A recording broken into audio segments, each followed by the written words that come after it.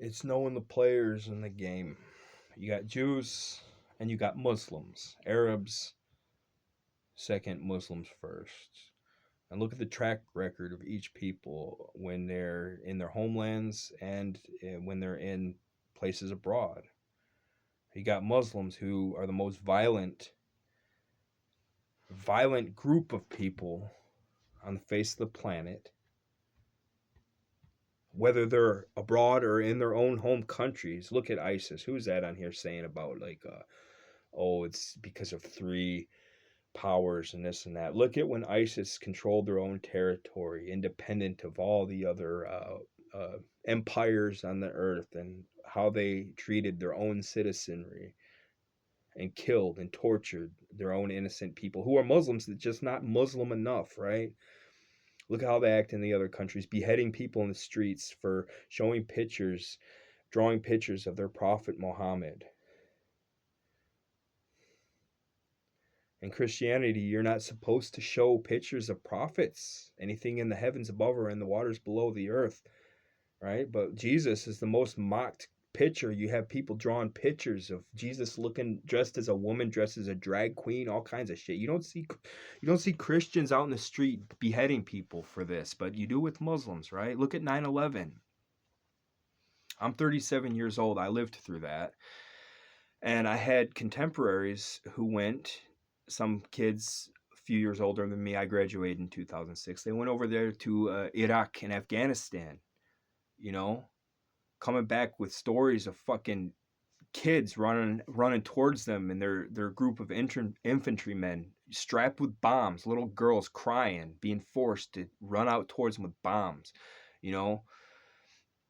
When I was in the Air Force myself, they told us in basic training, they said, if you ever get out there, you know, in this conflict and you're in Afghanistan or Iraq, you might have to make the decision to put a 3-round burst into a face of a 6-year-old girl, because that's the kind of people that we are dealing with. I lived in Urumqi myself. This is Xinjiang province of China. I lived there from July 14th to 2014 to October, sometime in October, about 2.5 months roughly.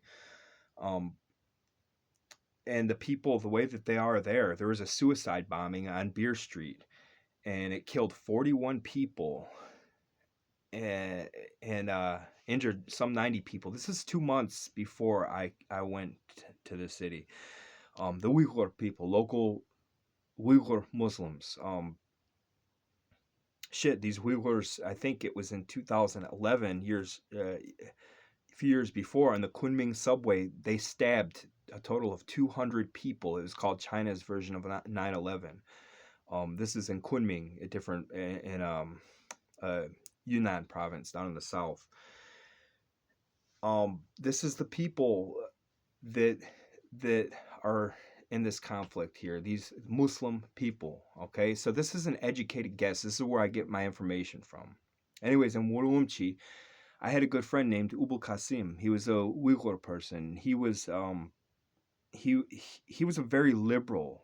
Like, he believed he was a Muslim, and he agreed with everything in the Quran, but he wasn't so hot-blooded towards this. He loved learning languages. This guy, he spoke like 4 languages. He spoke Uyghur, he spoke Mandarin Chinese, which is kind of rare. Like, most Uyghurs can speak it, just like where they can function transactionally. But this guy, he could like read and write Chinese. He spoke Uyghur. He spoke English, like perfect English, and he spoke in an older dialect of like Uyghur, the local people could speak. But he loved being friends with people like me, because he, even though he spoke like perfect English, he just still loves learning about English. So he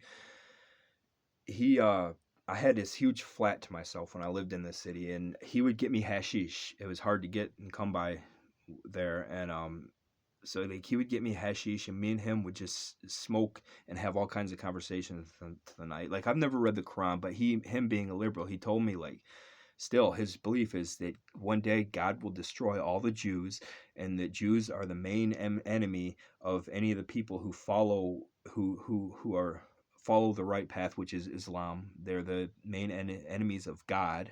All right, this is what they believe. This is, And you see how Muslim people treat people who aren't considered the main enemies of God. So it's not hard to believe that these people will send their own children strapped with bombs, put them in front of their own artillery